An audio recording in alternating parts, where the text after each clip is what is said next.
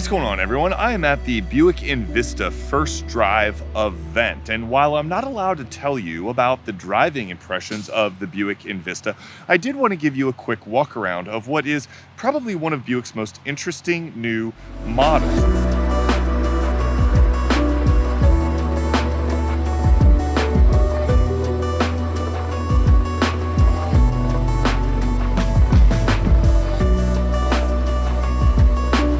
So what you don't know about the Envista is that, or what you might not know about the Envista, is that this thing starts at $23,500 and it tops out just over $30,000. This is an Avenir trim, and you can get into an Avenir trim for $29,500, okay? In today's market, that's frankly incredible, okay? There's a lot of value packed into the Buick Envista. And on top of wearing Buick's new design language, their new logo, everything about this thing is kind of revitalizing Buick. So I want to take a quick walk around of the Envista, look at some of the features, look at some of the options, look at what sets this thing apart, and then stay tuned because we're going to do a video about what it's like from behind the wheel. Now, the first thing you probably noticed about the Buick Envista upon seeing one for the first time is the styling. The exterior styling is Buick's kind of new design language based on the Wildcat concept. If you hadn't seen the Wildcat concept, check it out because the Wildcat is pretty amazing looking, and the Envista wears this design language well. Now, a lot of people are going to say in the comments that this is just the new Chevy Trax wearing a Buick suit, and you're not wrong. There's nothing wrong with that, but of course there's nothing wrong with that because the Chevy Trax is a pretty good all-new car, and the fact that Buick was able to sort of translate that design language into Buick world and do it so convincingly and so attractively. There are some views of this thing, particularly the rear view and the rear three-quarter view, where this looks like a much more expensive vehicle than it is. So I think for Buick setting out to kind of reinvent itself, the Envista's, in my opinion, exactly what they need to be doing. I mean, check this angle out, right? Check this. I mean, come on. Put whatever you feel about Buick aside. Come on, really. This is a good-looking vehicle. We were behind a convoy of them on the road, and in white, silver, black, all of the colors that we had available, especially in ST trim with the black accents, this is a handsome small crossover. Now, I can't talk about driving impressions yet, but I can tell you that the Envista is powered by a 1.2-liter turbo 3-cylinder engine, making like 136 horsepower and 162 pound-feet of torque, and that runs through a 6-speed automatic. All-wheel drive is not available, okay? And for some of you northern folks, that might be a deal breaker, and Buick would be happy to sell you an Encore GX. That's one of the reasons that the Encore GX continues on and the wind continues on, because Michigan's out here being Michigan, all right? Now, from a behind the wheel standpoint, tune into the driving version and we'll talk a little bit about how this performs from behind the wheel. But I will say that as the only powertrain, it's not as bad as you think. I know a lot of people are going to be like, blah, blah, blah, 3-cylinder turbo. Not as bad as you think. Also, gas mileage is rated high 20s, low 30s. Realistically, you're probably going to see around 30 miles per gallon. So in my personal opinion, the trade-off on this Turbo 3 that GM uses in like the Trax, the Trailblazer, the Envista, the GX, it doesn't necessarily return a fuel economy benefit. That's just my opinion.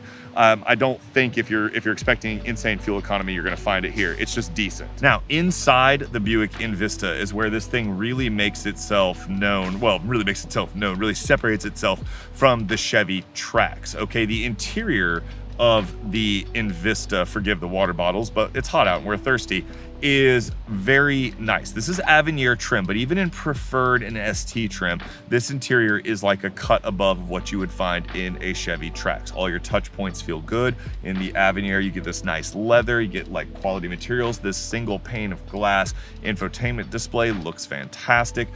There's a lot of value packed in here, okay? Now, a couple things you might want to know. How do they keep the price under $30,000? Well, single zone climate control looks very nice, but it's just single zone climate control. You're trading off that maybe for the big pane of glass. Heated seats, but not cooled. One window that goes auto up, none go auto down. Manual passenger seat. Keep in mind, this is a $29,500 vehicle, so don't get your panties in a twist about like missing options. You're getting a lot here for your money, and I think they made some smart choices. But there's some other things about the interior that are worth noting. All right, the big one is space, okay? I'm gonna show you in a second that I can sit behind myself. That's huge in a vehicle of this size. Also, Buick's quiet tuning. They're using acoustic glass and they're using active noise cancellation. So talking to some of the Buick reps here, they were like, we made some choices of where to sacrifice on doing some expensive options in order to keep and preserve the Buickness in other ways.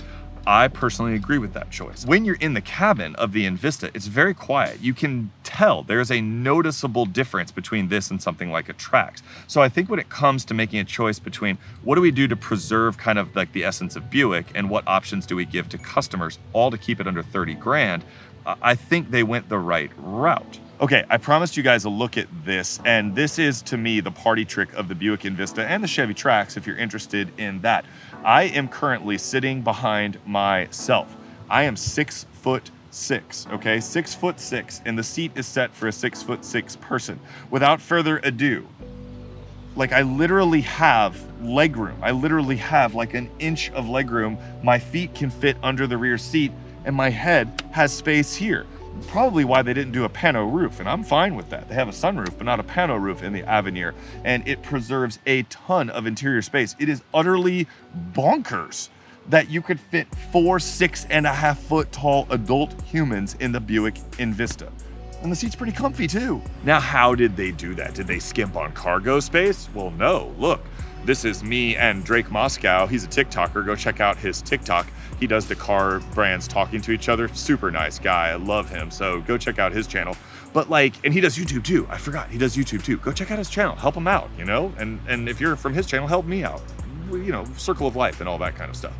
This has 20 cubic feet of cargo space, okay? 20 cubic feet. This is me and him's bags together in here, and it's perfectly adequate. So you're getting 20 cubic feet of cargo space under this usable, nicely powered Mrs. Jax. Megan likes that. Why did I call her Mrs. Jax? I haven't called her Mrs. Jackson forever. Anyway, Megan likes power tailgates, so she's a fan of that. You get all of this and the ability to sit 4 6'6" people in the vehicle. I did not adjust the seats. This is the cargo space with 4 of me in the car. That's crazy. So like I always say, should you buy a Buick Envista? Well, honestly, this vehicle makes a very good case for itself in several different ways that might appeal to you. First, exterior styling. It looks good. Second, maybe most importantly, is the price. Third, interior options and ambiance. And fourth, interior space and volume. Let me put this into perspective for you. I currently have the Subaru CrossTrek to test right now. This car is almost identical in size. The back seat is bigger, cargo space is nearly identical, the interior is far quieter, and it rides much better.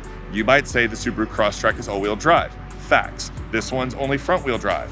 Facts. But if you live anywhere in the South and you absolutely don't need all-wheel drive, this is a no-brainer. The CrossTrek I have is almost $35,000. This car is $30,000.